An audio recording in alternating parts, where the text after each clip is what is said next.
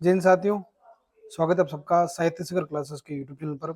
आज ये वीडियो जिन भी अभ्यर्थियों की आयु जो है 30 प्लस हो चुकी है उनके लिए बहुत खास रहने वाली है, क्योंकि कुछ ऐसी बातें हैं, अगर उन बातों को अगर आप अपना लेते हैं तो ये आने वाला 2025 आपके लिए यूँ मान के चले कि आपके जीवन का गोल्डन टाइम होने वाला है।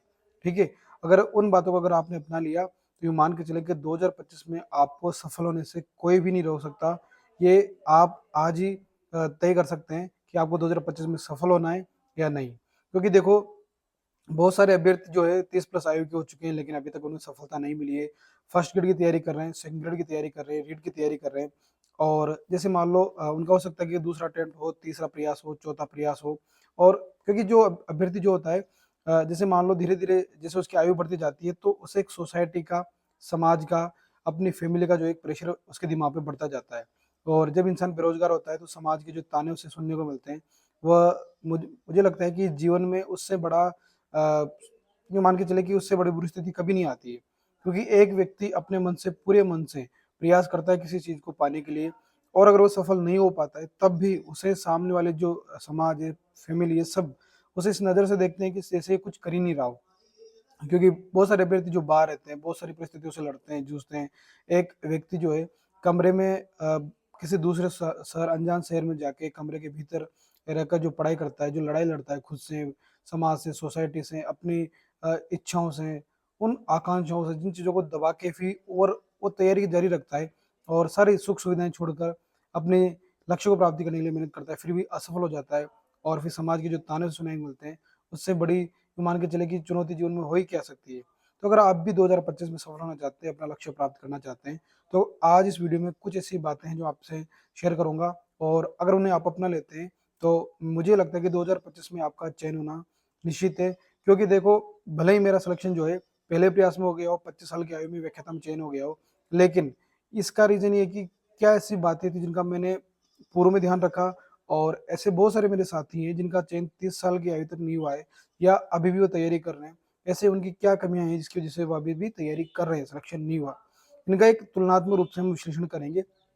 हो सकता है कि मेरा जो इस वीडियो के माध्यम से मेरा एक पर्पस रहेगा कि आप उन चीज़ों को समझें जहाँ आप छोटी-मोटी गलतियाँ हो रही है। क्योंकि 1 नंबर से, 2 नंबर से, 3 नंबर से, 4-5 नंबर से अगर सिलेक्शन नहीं हो रहा है, तो उसका मतलब ये नहीं कि आप अच्छी तैयारी नहीं कर रहे हैं।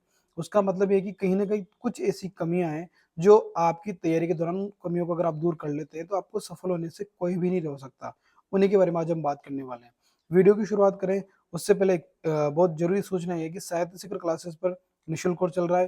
फर्स्ट ग्रेड को लेके, सेकंड ग्रेड को लेके, रीड को लेके। अगर आप स्कूल व्याख्याता की और सेकंड ग्रेड की तैयारी हिंदी विषय से कर रहे हैं, तो हमने जो है हिंदी विषय का पूरा कोर्स चालू कर रखा है।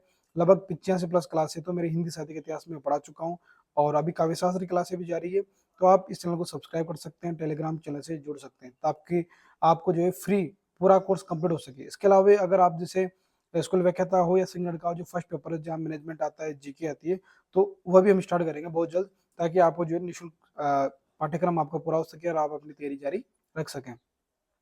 सबसे पहले बात करें कि जैसे मैं मेरे एक दोस्त का अनुभव बताता हूँ, जो अभी जो है 31 साल के हैं और अभी भी उनका सिलेक्शन नहीं हुआ है। तो अगर मैं जैसे उनके जीवन के हिसाब से देखूँ, उनका विश्लेषण करके देखूँ, तो मुझे ये लगता है कि 2-3 ऐसी कमियाँ हैं जो उनमें मुझे देखने को मिलती है। मैंने उनसे भी कहा है, और उसकी वजह से आप जो वो है मुझे लगता है कि हो सकता है कि उनका वो कमियाँ जो है, ठीक है, परिस्थितियाँ निर्माण कर देती है, लेकिन अगर उन पे काम करेंगे तो मुझे लगता है आने वाले 2025 में सिलेक्शन श्योर होगा।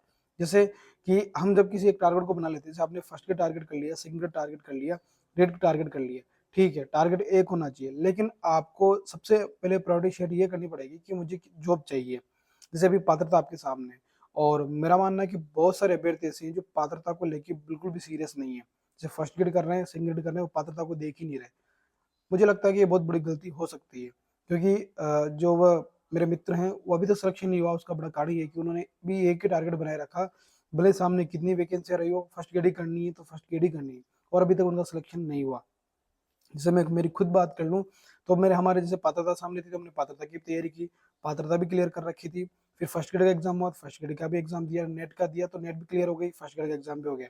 मेरा ये मानना है कि अगर आप जब तैयारी कर ही रहे हैं, तो पात्रता में विशेष कर कुछ सिलेबस तो है नहीं। उससे क्या होगा कि आपको एक मोटिवेशन मिल जाएगा, और आपके सामने एक ऑप्शन तैयार रहेगा, प्लान बी। ये होना चाहिए। अगर मान लो आपका सिलेक्शन नहीं हुआ, बाई चांस नहीं हुआ, तो कम से कम आपके जॉब लगने के अवसर तो रहेंगे, ताकि आप 25 में जॉब लग सको, एक और वैकेंसी आपके सामने तैयार रहेगी। और डेट की वैकेंसी बहुत बड़ी वैकेंसी होती है। तो मेरा ये मानना है कि आपको एक तो इस चीज को सीरियस लेना चाहिए। दूसरी बात जो मुझे देखने को मिलती है, निरंतरता। उनका हमेशा रूटीन क्या रहा है, जैसे वैकेंसी आ गई तो तैयारी कर रहे हैं, वैकेंसी नहीं है तो तैयारी नहीं कर रहे हैं, फिर अपने फैमिली भी काम में लग गए, परिवार के काम में लग गए। और जब तैयारी कर रहे हैं, फिर द्वंद बहुत खतरनाक होता है, वो हमेशा द्वंद में रहते हैं। अगर मान लो, क्योंकि वैसे जैसे जैसे आपकी एज बढ़ती जाती है तो द्वंद का आना भी स्वाभाविक है, कि मान लो अगर इस बार भी नहीं हुआ तो फिर क्या होगा। लेकिन उस द्वंद को इस तरह नहीं लेना, उस द्वंद को सकारात्मक लेना है। इस बार नहीं हुआ, क्यों नहीं होगा, बिल्कुल होगा, और अपना पॉजिटिव वे के साथ आपको तैयारी करनी चाहिए। वो हमेशा बहुत नकारात्मक हो जाते हैं, एग्जाम के टाइम जो है फिर उनका पेपर बिगड़ जाता है, और फिर वो हमेशा 1 नंबर से 2 नंबर से उनका सिलेक्शन रुक जाता है। तो मेरा मानना है कि जो अभ्यर्थी 30+ आयु के हैं और तैयारी करें, विशेषकर महिला अभ्यर्थी भी और जो दूसरे अभ्यर्थी वो भी, उनको इन बातों पर गौर करना चाहिए कि उन्हें हमेशा सकारात्मक रहना है। अभी की इस समय की जो कंडीशन के हिसाब से बात कर लेते हैं, तो सबसे बड़ी बात तो ये कि अभी आपके सामने जो है पदों की संख्या को लेकर बहुत बड़ा दबाव आपके सामने बना हुआ है। तो अधिकांश अभ्यर्थी इस वजह से भी नकारात्मक है। पर अगर आप जैसे तैयारी कर ही रहे हैं, फर्स्ट ग्रेड की तैयारी कर रहे हैं, सेकंड ग्रेड की तैयारी कर रहे हैं, तो मेरा ये मानना है कि जब आपने निश्चय कर लिया है तो फिर अब आपको पदों को लेकर तनाव में नहीं आना है। आपको अपने टारगेट पे और अपने जो डेली शेड्यूल है, टाइम टेबल है, उसके अनुसार पढ़ाई करनी है और अकॉर्डिंग डेली रूटीन रखना है।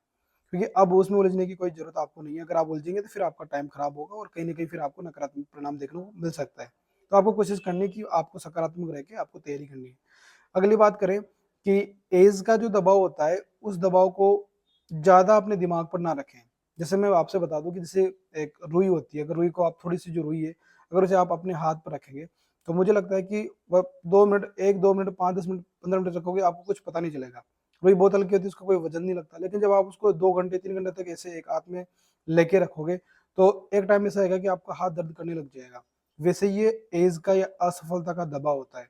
अगर आप इसे बार बार अपने दिमाग में लाएंगे कि मेरा 2 बार सिलेक्शन नहीं हुआ, 3 बार सिलेक्शन नहीं हुआ, और इस तरह सिलेक्शन नहीं हो रहा, या मेरी आयु इतनी बढ़ती जा रही है, तो कहीं ना कहीं ये आगे जाके आपको असफलता, उम्र का ये जो दबाव आपके दिमाग में बनता जा रहा है, ये एग्जाम के दिन भी आपको प्रभावित करेगा और आपके असफल होने के लिए जिम्मेदार हो सकता है।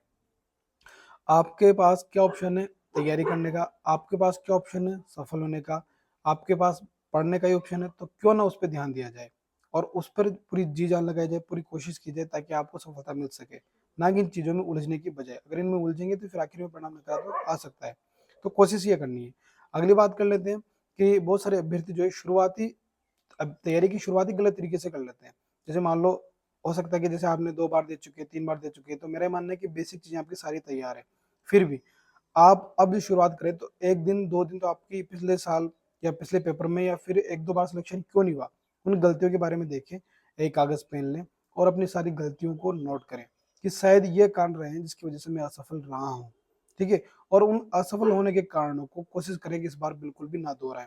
वो आपके पढ़ने से रिलेटेड हो सकते हैं, आपकी तैयारी संबंधित हो सकते हैं, या फिर आपके फैमिली बैकग्राउंड या फैमिली को लेके हो सकते हैं। जैसे मान लो आपका टाइम टेबल है 6 घंटे पढ़ने का, लेकिन आप जो है फैमिली का काम भी करवा रहे हैं, जॉब भी साथ साथ कर रहे हैं और तैयारी भी साथ साथ कर रहे हैं। फिर एक ऐसा टाइम आता है कि आप जॉब भी नहीं छोड़ रहे, तैयारी भी कर रहे हैं, जॉब का प्रेशर रहता है और तैयारी डिस्टर्ब हो जाती है। तो कुछ चीजें तो आपको छोड़नी पड़ेगी।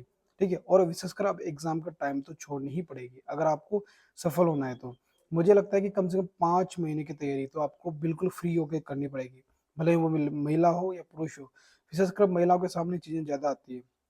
और जो भी महिलाएं 30+ है उनसे तो ये कहूंगा कि अगर आपको सफल होना है तो कम से कम कुछ चीजों के लिए, जो है अपने, जैसे फैमिली आपकी शादी हो चुकी है तो आप अपने पति से, अगर आप जैसे मान लो अपने पति से, अपनी सास से, इनसे रिक्वेस्ट कीजिए कि मुझे तैयारी करनी है और प्लीज मेरा सपोर्ट करें। अगर मुझे लगता है कि अगर आप पूरी ईमानदारी से मेहनत करते हैं तो आप सफल भी होंगे, और आपके लोग, आपकी जो फैमिली के लोग हैं वो भी आपके सहयोग भी करेंगे। और सहयोग के बिना कुछ नहीं होता है। तो कुल मिला के इन चीज़ों से सबको एक बार आप जो है कन्विंस करें, ताकि वो लोग आपका साथ दें और आप बिल्कुल फ्री होकर तैयारी कर सकें। और उन्हें फिर ये महसूस नहीं होना चाहिए कि आपने पूरी ईमानदारी से प्रयास नहीं किया। आपको पूरी ईमानदारी से प्रयास करना है। उन्हें कहिए कि मेरा सपना है। महिला जो अभ्यर्थी उनके लिए बता रहा हूँ, जो कहे वो अपनी फैमिली वालों को समझे कि मेरा एक सपना है, मुझे पूरा करना है।